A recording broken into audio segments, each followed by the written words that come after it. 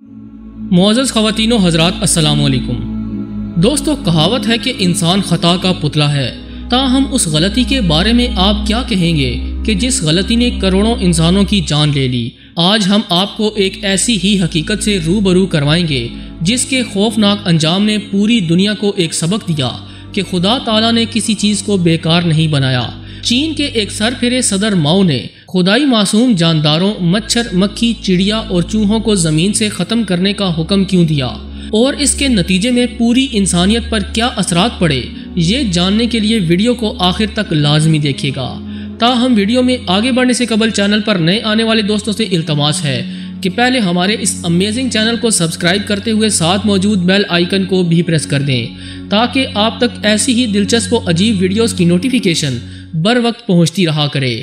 تو آئیے چلتے ہیں موضوع کے اصل حصے کی جانب۔ ناظرین گرامی، چائنا آج کے دور میں دنیا کے کسی دوسرے ملک کے حساب سے بہت ایڈوانس ہو چکا ہے۔ آبادی کے لحاظ سے یہ دنیا کا سب سے بڑا ملک بھی ہے۔ چائنا کو ہر دن نت نئی ایجادات کے لیے پوری دنیا میں بہت فوقیت حاصل ہے۔ اس کے علاوہ چائنا کو مدر آف دی روبوٹس کہا جاتا ہے۔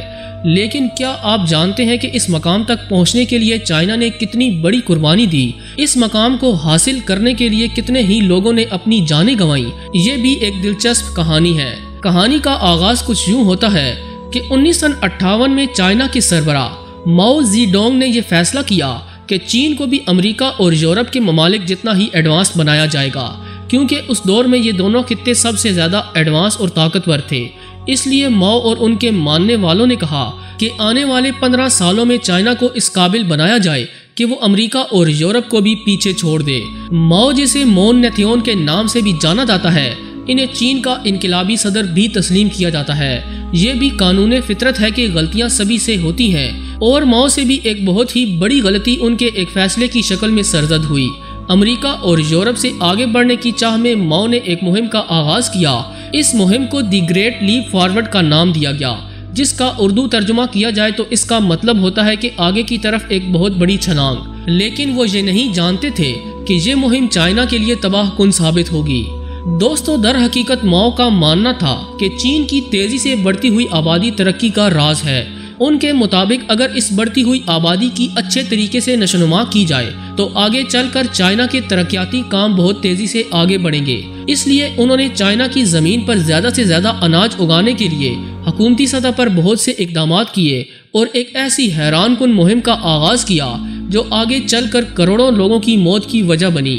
اس مہم کا تعلق 4 جانداروں سے تھا، جن میں مکھی، مچھر، چوہے، چڑیا اور دیگر حشرات الارض شامل تھے۔ ماؤ کا کہنا تھا کہ یہ چاروں ہمارے لیے بہت بڑا خطرہ ہیں، اس لیے انہیں مار دینا چاہیے۔ ہمارا ملک ان جانداروں کے بغیر بھی زندہ رہ سکتا ہے، کیونکہ چائنیز سائنسدانوں کے مطابق ایک چڑیا پورے سال میں 4 سے 5 کلو تک اناج کھا جاتی ہے اور بہت سے پھلوں کو خراب کرنے کا باعث بھی بنتی ہے۔ اس لیے اگر ان چڑیوں کو مار دیا جائے تو انسانوں کے لیے کھانے کے لیے اناج بہت وافر مقدار میں بچ جایا کرے گا، جسے دوسرے ممالک کو بیچ کر اچھا خاصا منافع کمایا جا سکتا ہے۔ اسی لیے ماؤ زیڈونگ ڈونگ نے ان معصوم جانداروں کو مارنے کے لیے ایک مہم کا آغاز کیا جس کا نام گریٹ سپیرو ہنٹنگ رکھا گیا۔ لیکن یہ مہم سے زیادہ ان 4 جانداروں کے خلاف ایک جنگ بن چکی تھی، کیونکہ ان معصوم جانداروں کو مارنے کے لیے نہ صرف عام لوگوں کا بلکہ فوج کا سہارا لیا گیا۔ دوستو، اس مہم کا سب سے زیادہ شکار معصوم چڑیوں کو بنایا گیا۔ ان کو مارنے کے لیے عام لوگوں کو کچھ خاص طریقے سکھائے گئے اور ان کو کئی گروہوں میں بانٹ دیا گیا تاکہ یہ لوگ زیادہ سے زیادہ چڑیوں کو مار سکیں۔ ان چڑیوں کو پکڑنے کے لیے زور زور سے ڈھول بجایا جاتا تاکہ یہ ڈر کے مارے کہیں بیٹھ نہ جائیں۔ جب چڑیا تھک ہار کر نیچے گرتی تو اسے پکڑ کر مار دیا جاتا۔ اس مہم میں موجود لوگوں نے چڑیوں کے انڈے اور گھونسلوں تک کو نہیں بخشا۔ یہ مہم اس شدت سے شروع کی گئی کہ پہلے ہی دن 2 لاکھ چڑیوں کو موت کے گھاٹ اتار دیا گیا۔ چینی قوم ان کو مارنے کی خوشی میں ان کے ہار بنا کر اپنے گلے میں پہننے لگی۔ چائنا کو امریکہ سے بھی زیادہ ایڈوانس بنانے کی سوچ نے چائنیز افراد کو چڑیوں کے شکار کا پاگل پن کی حد تک جنونی بنا دیا تھا۔ اس مہم نے صرف 2 سالوں میں چین سے چڑیوں کا مکمل طور پر صفایا کر دیا۔ چینی قوم نے اس مہم کے دوران چڑیوں کے علاوہ کئی اور پرندے بھی مار گرائے، جس کی وجہ سے چین سے کئی پرندوں کا خاتمہ ہو گیا، جس کے بعد چین کے برے دنوں کا آغاز ہوا۔ 1960 تک چائنا نے چڑیوں کو مارنے کی مہم میں مکمل طور پر کامیابی تو حاصل کر لی تھی، لیکن اس مہم نے قدرت کے توازن میں بگاڑ پیدا کر دیا۔ دیکھا جائے تو چڑیا یا دوسرے پرندے اناج یا پھر پھل ہی نہیں کھاتے، بلکہ کیڑے مکوڑوں کو بھی شکار بناتے ہیں، جس کی وجہ سے نظام قدرت متاثر نہیں ہوتا۔ یہ ایک سائیکل ہے جس کی مدد سے انسان کو کئی فوائد حاصل ہوتے ہیں۔ تاہم چائنا کے انقلابی رہنما ماؤ زی ڈونگ سے بڑی غلطی ہوئی۔ اس مہم نے چائنا کے لیے کئی مشکلات کھڑی کرنا شروع کر دیں۔ چڑیوں کے خاتمے کے بعد نقصان پہنچانے والے کیڑے مکوڑوں کی تعداد میں اس قدر تیزی آئی جو رکنے کا نام ہی نہیں لے رہی تھی۔ پیارے دوستو، ان حشرات الارض میں ٹڈی دل کی تعداد میں سب سے زیادہ اضافہ ہوا۔ یہ ٹڈیاں کروڑوں کی تعداد میں آتی اور پوری فصل کو مکمل طور پر تباہ کر کے چلی جاتی۔ اس مہم سے پہلے ٹڈیوں کے اتنے بڑے حملے چین کے لوگوں نے نہیں دیکھے تھے، چونکہ جن چڑیوں نے انہیں روک رکھا تھا ان کے خاتمے کے بعد انہیں قابو کرنا ناممکن ہو گیا۔ یہ ٹڈیاں رات میں حملہ آور ہوتی اور کئی ہزار ایکڑ پر کھڑی فصلوں کو کچھ گھنٹوں میں چٹ کر جاتی۔ چین کے لوگ اپنی اس تباہی کو اپنی آنکھوں سے دیکھنے کے علاوہ اور کچھ بھی نہیں کر سکتے تھے۔ کروڑوں کی تعداد میں موجود ان ٹڈیوں کو روکنے کی کوشش کی گئی، لیکن کوئی بھی طریقہ کارگر ثابت نہ ہو سکا۔ الٹا جو دوائیاں فصلوں کو ان ٹڈیوں سے بچانے کے لیے دی گئیں، ان کی وجہ سے فصلیں مزید تباہ ہونا شروع ہو گئیں۔ اس کے بعد چین کے حالات اس قدر خراب ہوئے کہ چینی قوم کو کھانے کے لالے پڑ گئے۔